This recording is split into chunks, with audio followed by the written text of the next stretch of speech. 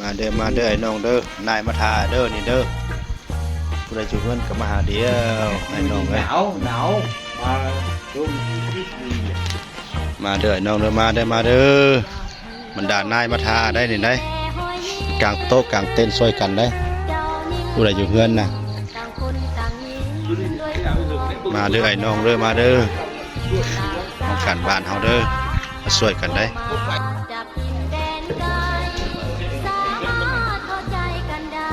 จะใส่กาแฟอยู่ในต้ม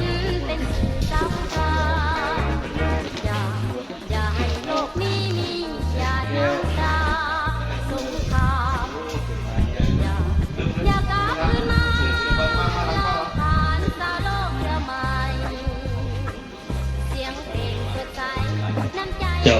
สบายดีตอนเช้าเฮียนที่ประชุมเฮียนทางประธานที่เคารพได้รับถืออย่างสูง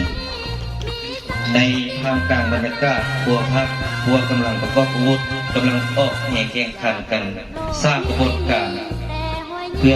ฉลองวันสำคัญต่างๆของชาติ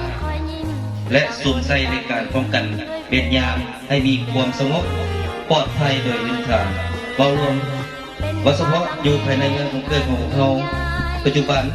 ความเล่งใส่สร้างบ้านปลอดยาเสพติด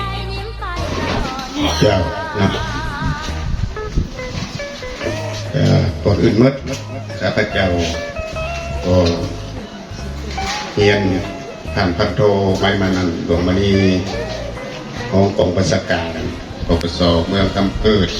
ที่นับถืออย่างสูงเฮียนผ่านพันปีนิสัยบรรณวงศ์ของเลขากองบัญชาการปปสเมืองกำเกิดที่นับถืออย่างสูงเฮียนผ่านพันโทสังทองวงนครหัวหน้ากลุ่มเทศบาลพร้อมด้วยคณะที่นับถืออย่างสูงเรียนคณะบ้านและการจัดตั้งเท่าแก่แนวโฮมตลอดหอดพ่อแม่ประชาชนบรรดาเท่าที่หัดแทงมือนี้บ้านของพวกเราก็มีความหมายความสำคัญที่ได้เปิดกองประชุมเปิดหับไปยังยืนครอบครัวปลอดยาเสพติดและบ้านปลอดยาเสพติดขึ้นต่อไปข้าพเจ้าจะผ่านบทสรุปดังนี้เนาะราคาขึ้นนั้นเอาที่ตามกฎการอยู่เอาโอ้มีกฎการอะไรายงานแต่จะตั้งเป็นหน่วยนี่แหละกลุ่มมันเอามาละ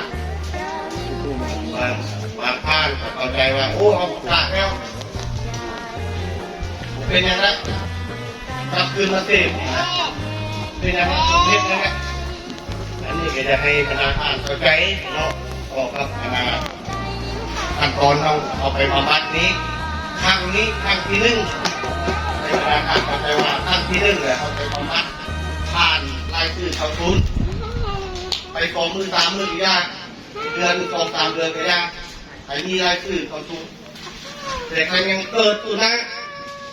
อันนี้ก็เป็นว่าเขาจะต้องในปฏิบัติตามกฎหมายดำเนินคดีในบางท่านเข้าใจว่าโอ้แต่เอาไปชุดชนิดนี่บางเรื่องมีคนจะเป็นเนาะเป็นนะครับที่ทางของขันเรื่องนะเรื่องปัญหาการเสพติดกฎการของข้อนี้ก็คือเราปัจจุบันนี่ผมแน่แต่ยาบ้าก็คือบรรดาท่านเห็นกฎการให้หรือลายแบบลายชนิดที่ประกอบคือบรรดาท่านอย่างใบกระท่อมแต่ต่อเปรย์บางที่อย่างเกย์อย่างนี้คือคอลลาเจน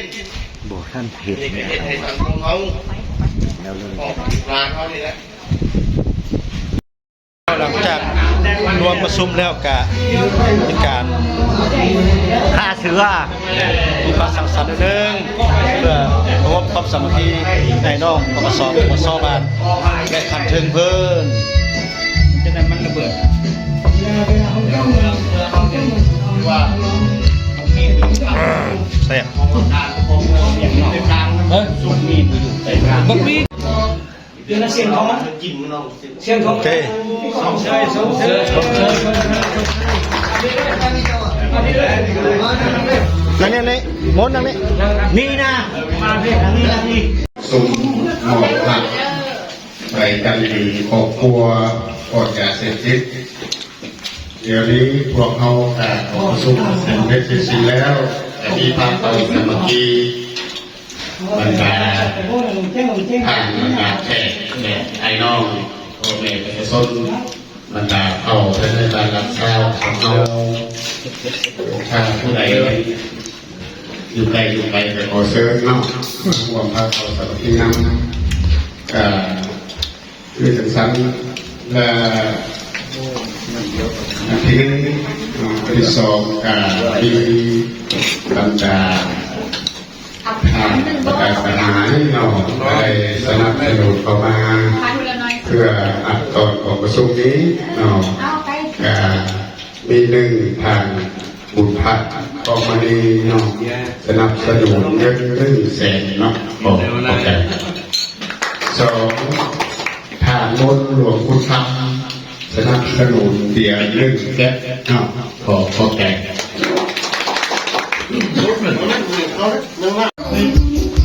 เดี๋ยวนี้มัน ก็ประจำบัตร ยังดังเลยน้ำตั้งกิน เออเออ